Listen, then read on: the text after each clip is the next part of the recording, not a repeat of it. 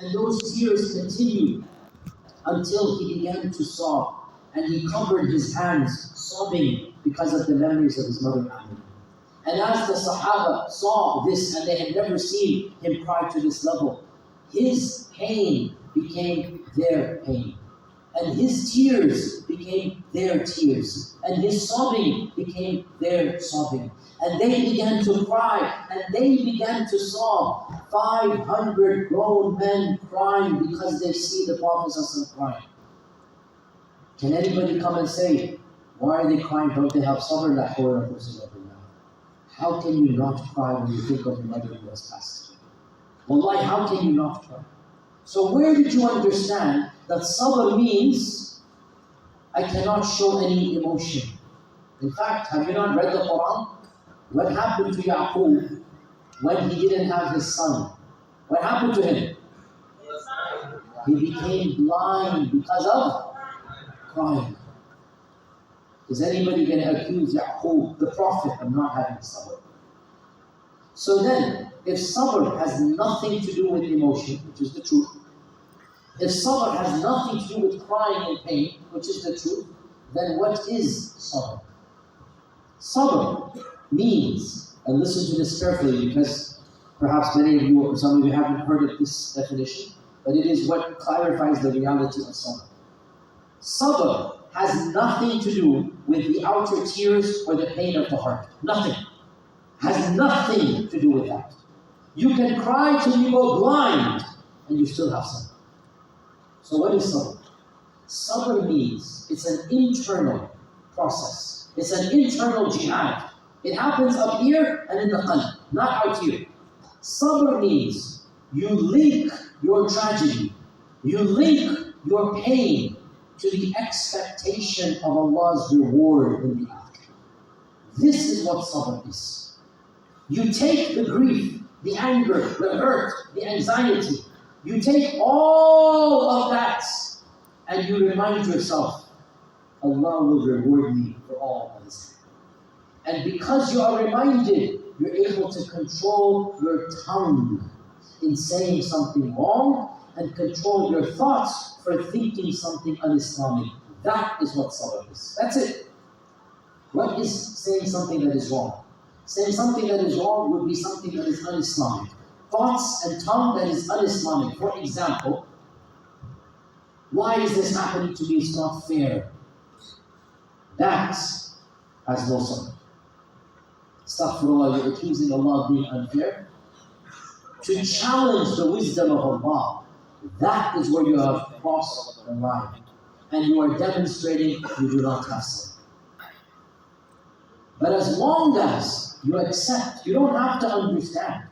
You do not have to understand. Nobody is saying you have to understand why you lost a loved one. You have to understand why you had a financial crisis. You do not have to understand, but you must accept Allah's qadr. And you will accept it when you link your sabr to Allah's reward. Once you do this, now life becomes manageable because there's light at the end of the tunnel. You understand what is happening for a wisdom. Now question, how do you then attain sabr? How do you attain sabr? Response to this. Sabr is attained in multiple ways. Of the ways you attain sabr is by constantly doing the rituals on time. وَأْمُرْ أَهْلَكَ بِالصَّلَاةِ وَاصْطَبِرْ عَلَيْهَا. Sabr and salah are linked together. And the Prophet ﷺ said, fasting is half of sabr. So siyam and sabr are linked together. So fasting and salah train you to have sabr. Ramadan is coming up, and one of the names of Ramadan is Shahrul Sabr. In one hadith, the Prophet ﷺ said that Ramadan is the month of sabr.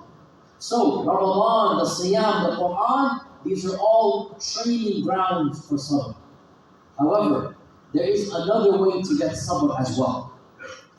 And that way is a very beautiful way. And it's actually an easy way. But many people don't know it. I will teach it to you if you do not know. Our Prophet ﷺ said, hadith is in Sahih Bukhari. Our Prophet ﷺ said, وَمَنْ يَتَصَبَّرْ يُصَبِّرْهُ اللَّهُ.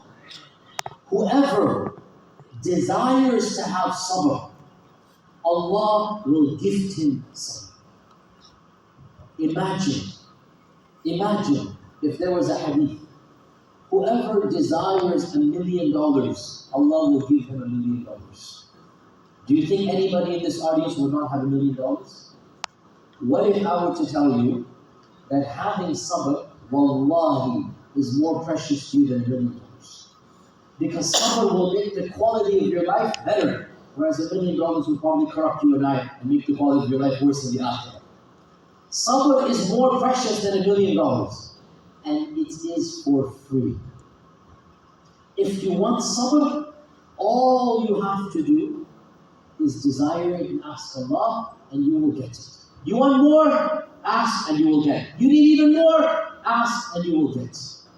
Sabr is gifted for free. All that is required is you desiring to have it. Of the names of Allah is As-Sabur. And As-Sabur is the one who gives sabr.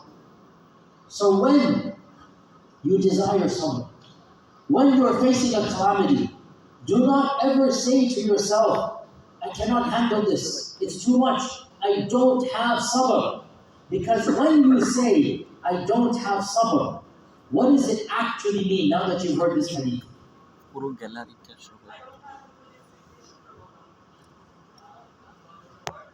I don't have an expectation. Okay, what else?